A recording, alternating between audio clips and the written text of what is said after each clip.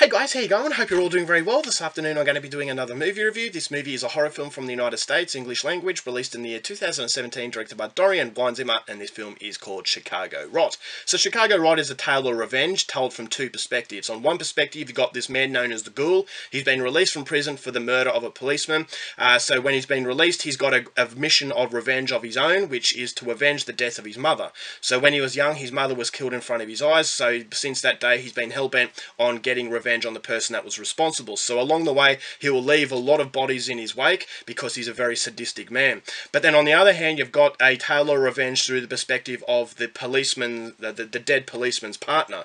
So from that day, he's been traumatized by this, and so when the Ghoul is released, he believes that he has a chance to get revenge on him as well. But both men will be put down a path of self-discovery, and they realize that revenge is a lot more complicated, which is going to result in something incredibly bizarre for everybody involved. So what that experience is something you're going to have to find out for yourself, because that's as far as I'm going with my synopsis. Now, my thoughts on Chicago Rot. I think this is a clear indication of where low-budget, independent horror filmmaking is going. I think this is a movie that's directed at a very specific audience, and that specific audience is hardcore horror fans. If you're not a fan of extreme violence, of very weird sort of storytelling, then Chicago Rot is not for you. But the reason why I say this is the future of horror is because not a lot of horror films actually are aimed at horror fans. Horror films, I think, are a very cheap way at actually creating a lot of money, because there's not much to them. Is that, for example, you've got Annabelle, you've got films such as The Conjuring, where it's more about jump scares, it's more about cheap tricks, and it's not really horrifying an audience, it's jolting an audience. So when you pander it, you water it down to pander to a wider audience, you start to feel that the horror has been sucked out of it in substitute to money. And so when money becomes a driving force, you lose the sense of horror. And so when low-budget independent filmmakers come about, it's not about the money, it's about actually caring for the people who are the audience, the target audience. And the target audience to Chicago Rot are hardcore horror fans.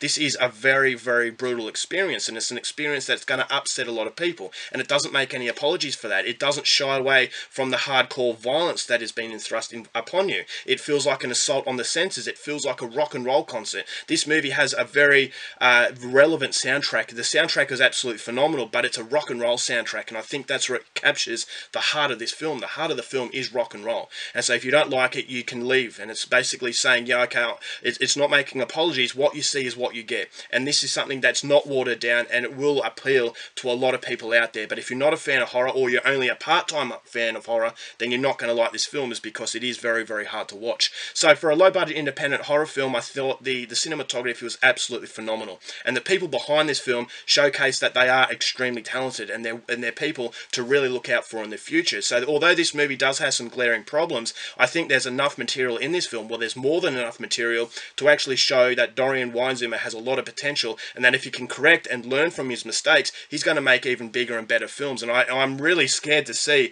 where this director can go from here, because he really does set the standard very high as far as extreme horror is concerned. The special effects were absolutely phenomenal. As I said, very graphic kills, and these graphic kills had me flinching a few times. There's one scene in a van, and also another scene where they've got this guy tied up. I'm not going to tell you what happens, but it's very, very shocking. And so I thought, yes, this is everything that is to be a horror fan. This is something that's going to horrify you. And if something doesn't horrify you, then in reality, it's not really a horror film. So it's not a film that is trying to appeal to everybody. It's a film that is appealing to a very specific set of audience, and therefore you can feel the love that Dorian Weinzimmer has in making this movie. So you've also got a movie about, as I said, sacrifice and revenge, and how complicated that can be. And there's also some touching moments as far as the characters are concerned. Although the movie does get lost a little bit at the end, I thought that the characters were somewhat interesting. Although they're not really gone into a lot, and there's not a lot behind these characters, I thought, alright, there's a little bit of human touch in there amongst all this insanity that's going on. Then you've got some phenomenal soundtrack. There's a scene at the start of this film that I thought was absolutely captivating, and I still can't get it out of my mind. I've watched this this, yesterday, and I'm still thinking about it. It's this woman playing a piano in the back of a pickup truck, and the song was just really hypnotizing, but at the same time very uneasy. As a song of melancholy, and I thought that melancholy really captured that surreal atmosphere that Chicago Rot had going for it. And that surreal atmosphere keeps you glued to the screen, and you never really feel bored. And that's something that I think Dorian Weinzimmer has to be applauded with, is that he has enough material to keep you interested.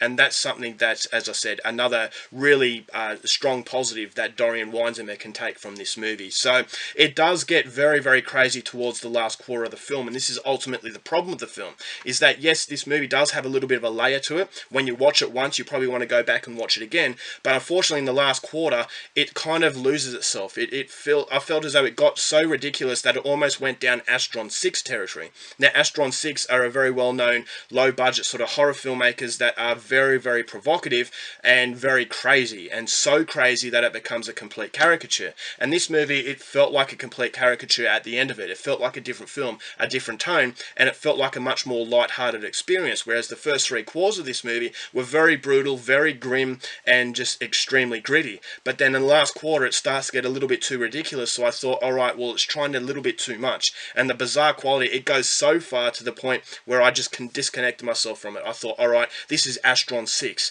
And Astron 6, the tone of Astron 6 was completely different to the tone that the first 3/4 had. So that was the biggest problem to the film. And you've also got the problem with some fairly dodgy acting from time to time. And so that is something I didn't quite like as well. But it's definitely a genre bender. It's kind of giving you something very unique. It's very ambitious. I can applaud ambition as in today's horror world, where ambition's really non-existent. As I said, it's all about making money, whereas Dorian Weinzimmer has tried something very different. It doesn't quite pay off in the last quarter, but it's still an experience that I really enjoyed, and I'm sure a lot of hardcore horror fans out there will really appreciate the levels that Dorian Weinzimmer will go in order to terrify and horrify an audience. So overall, for Chicago Rot, going to give this one 2.5 stars. It's nothing brilliant, but at the same time, it's enough potential there to really get a horror fan excited. Alright guys, that's it for my review. Hope you enjoyed it. Till next time, keep watching movies, and I'll see you later.